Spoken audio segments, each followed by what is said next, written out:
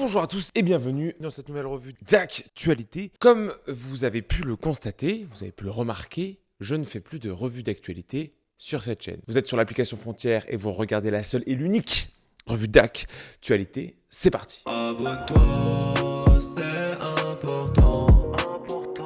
Important pour le référencement. N'hésite pas à t'abonner. Et avant de commencer, évidemment, joyeux Noël à vous. Comme vous l'avez vu, mes revues d'actualité sont désormais disponibles sur l'application Frontière, évidemment. Et alors pourquoi me demanderiez-vous sur l'application Frontière? Parce que ça me permet plusieurs choses. Déjà, d'éviter la censure et la démonétisation de ma propre chaîne sur YouTube avec les sujets que j'aborde. Et surtout, ça aide un projet que j'aime beaucoup, qui est celui de mon grand ami Eric Tegner, à savoir un projet qui va concurrencer, je le pense, très frontalement tous les médias digitaux en prenant le parti de parler de tout le monde et de donner la parole à tout le monde. J'en veux pour preuve leur matinale, la dernière matinale de Garenne où il y avait littéralement toutes les couleurs politiques. J'en ai déjà fait une dizaine de revues d'actualité et il y a énormément de projets qui devraient vous plaire qui arrivent courant 2025. Vous pouvez donc me retrouver tous les mercredis à 19h sur l'application Frontière, application qui, ai-je besoin de le rappeler, est 100% gratuite. Je vous laisse avec un récapitulatif des revues d'actualité que j'ai déjà faites. Je vous remercie tous d'avoir été au rendez-vous et je vous dis à très vite pour de nouvelles aventures. Prenez soin de vous et de vos proches. Vive la France et vive ce qu'il en reste. Time!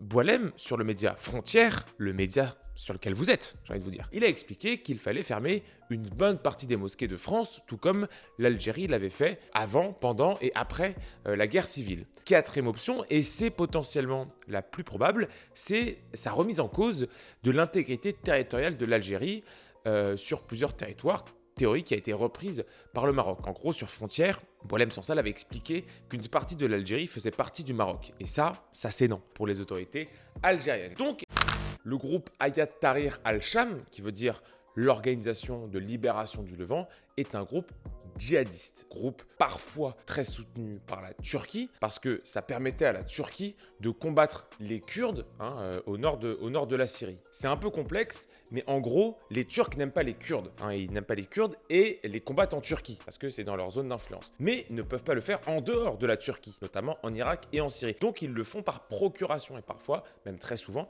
la procuration est une organisation terroriste. Donc ce HTC est soutenu par la Turquie. C'est pour ça qu'en 2020, quand l'Iran et la Russie veulent nettoyer définitivement la Syrie des rebelles, les Turcs disent « Ok, vous nettoyez ce que vous voulez, mais vous laissez 3000 m² à cette fameuse organisation au HTC, au cas où. On ne sait jamais, pour installer la fibre ou réparer une bagnole, il y a toujours besoin d'un groupe djihadiste anti-kurde. » Oui, mais attends, on n'a pas toutes les informations. Que quand tu as des heurts entre supporters pendant le match France-Maroc, Libération fait une couverture sur les heures les plus sombres. Mais là, quand tu as des mecs au sol qui mangent des pénaltys au cri de Palestine libre, sale sioniste ou sale juif, on a soudainement besoin de prendre du recul. On n'a pas toutes les informations.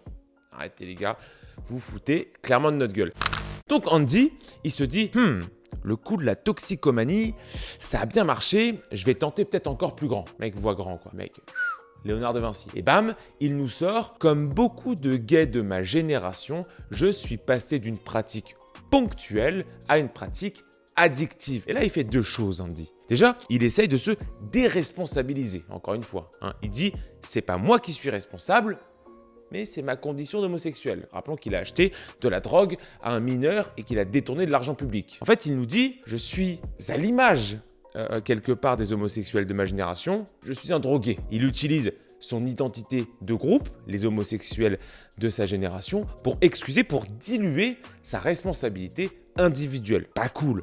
Mais déjà, on va faire une petite chronologie pour expliquer. Juin 2024, dissolution de l'Assemblée nationale, élection, barrage républicain, le bruit des pantoufles, le nazisme a été fondé par le détail du cordon sanitaire, bref, vous connaissez la musique. On se retrouve avec une Assemblée nationale globalement ingouvernable, avec un RN isolé d'un côté, un NFP sans aucune ligne politique claire, si ce n'est le racisme anti-blanc, Lucie Castet et la chasse aux juifs, ce qui est, on va pas se mentir, très léger pour faire un programme politique, et même avec tous les sociologues du monde de bonne volonté, tu fais pas des chocs à pic. Et Macron se dit qu'on va nommer un Premier ministre européiste issu des Républicains, parce qu'ils ont quand même fait 4% électoralement, ce qui est assez représentatif des Français, évidemment, on est d'accord.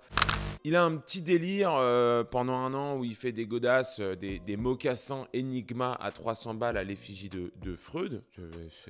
Oui, pourquoi pas. Avant d'écrire un livre avec sa mère, Cécilia Attas, sur lequel on reviendra très bientôt parce qu'il est très intéressant. À ce moment-là, j'aimerais qu'on évacue tout de suite une question.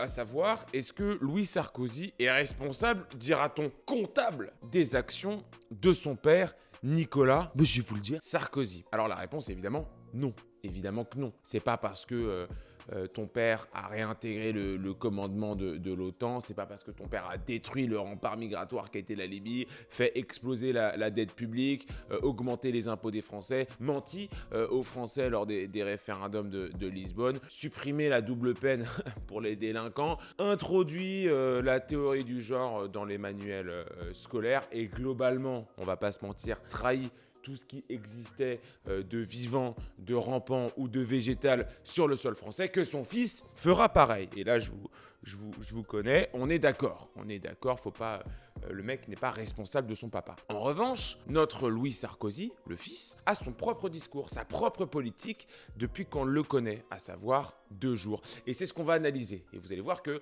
va avoir un petit problème même de méthodologie dans l'analyse du discours de Louis Sarkozy, parce qu'il y a ce que disait Louis Sarkozy il y a 3 ans, qui est en contradiction absolue avec ce que disait Sarkozy il y a 3 jours. Alors, est-ce qu'entre-temps, il ne s'est pas dit qu'il y avait un petit espace politique pour construire de toutes pièces, on ne va pas se mentir, et artificiellement un discours de centre-droit des années 70 qui pourrait marcher? Potentiellement, on y reviendra. Quand des youtubeurs se mettaient à se poser des questions de fond, des questions de société, le pire aurait été que ces youtubeurs aient du succès.